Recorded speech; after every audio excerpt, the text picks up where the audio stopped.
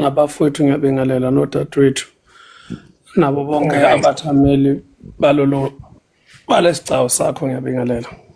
Mfowethu usembonini sikhuluma nawe njengosomabhizinisi osembonini la right nali izwi eliphumayo eSouth Africa. Izwe lethu lixakwe abantu bokufika abangenamaphepha mvume noma bangenawo amagunya okuba kulelizwe. Ithi iAction SA eyingxenye kahulumeni yona eyakuphakamisa ukuthi yenza incomo zokuthi kunezinto lapha ya kumthetho sisekelo wezwe ekufanele zishintshwe. Kusho ukuthi umbuzo uthi ngoba esikubona manje abantu sebesukumile sebekhathele ukuhlala phansi imboni yamatekisi eye ilide kokunye noma ungakhulumeli yona ithula ithini isimo sinje ezweni. Asiniboni nosomabhizinisi kukhona enikwenzayo kulesimo. Nithini nina bosomabhizinisi nanka amanzi ngene endlini. Abantu bangaze babambane ngehluthu baze balwe kanti nina enabaholi abasembonini nithule. Wena mfo kaMbombo. Hayi weMbomvu ngicela nje ukukhuluma nami njengomuntu ongekho ndawo. Angikhulumi njengomuntu osembonini, angikhulumi njengomuntu osebhizinisini ngoba mangizothi ngikhuluma njengomuntu osebhizinisini kusho ukuthi ukukhuluma kule platform mangazwelanga sekuyofuna huje losomabhizinisi oyimina kuthiwa hayi wakwahlasela umbuso kanti ufuna sikhuluma kuyiqiniso.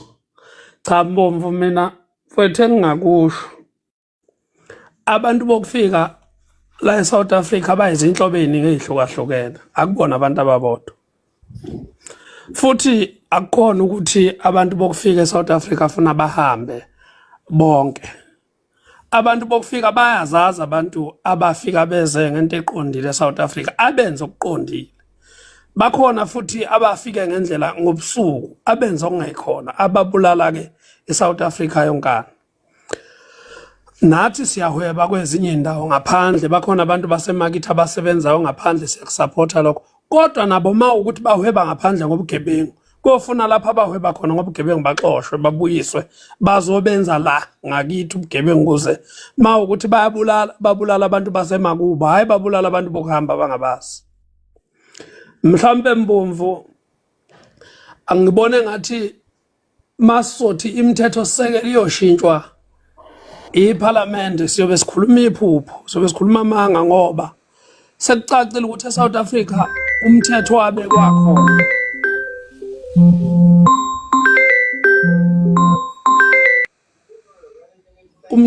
umthetho ebekwe South Africa ithi imithetho yabekwayo ayishintsheki kodwa ikhona amendwayo.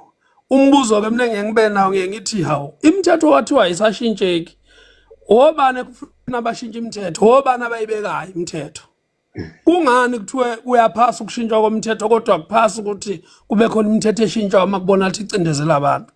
Mhlambe ngibona ukuthi kuyosiza ngoba phela akekho uNkulunkulu yokwehla ezulwini athi uzotakula eSouth Africa iyotakulwa yithina futhi eSouth Africa ngeke izitakulwe osopolitiki. Sesabafundisa kakhulu ukuthi siyabalalela bekhuluma into esikhohlisayo. Masizothi ke sizothembela kubona hayi mina ngibona ngathi osopolitiki bona abantu ekufunakale basifice singaphandle sihamba silungisa izwe lethu lase South Africa. Ngoba uhulumeni okhona noma uhulumeni wakwakhona umuntu obonakala ukuthi ukhuluma into ezosiza abantu bamfaka imali emlonyeni aphaphatheka umuntu acabange zonke into ezinhlange nazo noma abulawe. Manje kodwa masingakwenza sonke kanye kanye njoba kukhona lento ofuna mina njengami nje Mbomvu ngiyibuka ngumuntu ongeyilutho kakhulu ukuthi kungaze kuthiwe kukhuluma abantu besifazane abancane kangaka bekhuluma into ebaleke kangaka kodwa thina singabantu besilisa sithule. Kuphela silinda ukuthi nje makusondela ama-elections sizongena kwezethu sihambe siyolalela ama-manifesto sihambe siyovota sivotele khona ukuthi sikhohliswe ngoba phela into esiyivotelayo ukuthi sikhohliswa, hayi ukuthi sivotela ukuthi sisizakale, sivotela ukuthi sikhohliswe nokuthi kuphusheka abantu abathile kube yibona abakhulayo nabathuthukayo abaphambili. Laba bantu abaphansi abasoze bakhula ngoba thina sinama favorite ethu abantu esibona ukuthi bafanelwe ukuthi babuse noma bafanelwe izinto ezinhle. Kumanje mawungachecka kuwononke amadolobha akhona onke amabhilidi ngeke ulifice ibhilidi lerana umuntu omnyama noma ngeke ulifice ibhilidi ligcwele abantu abamnyama. Kodwa hamba emjondolo eseduzane nawo amadolobha ufica abantu bakithi abamnyama begcwele khona, bayamuka bayanetha bayasha nemjondolo.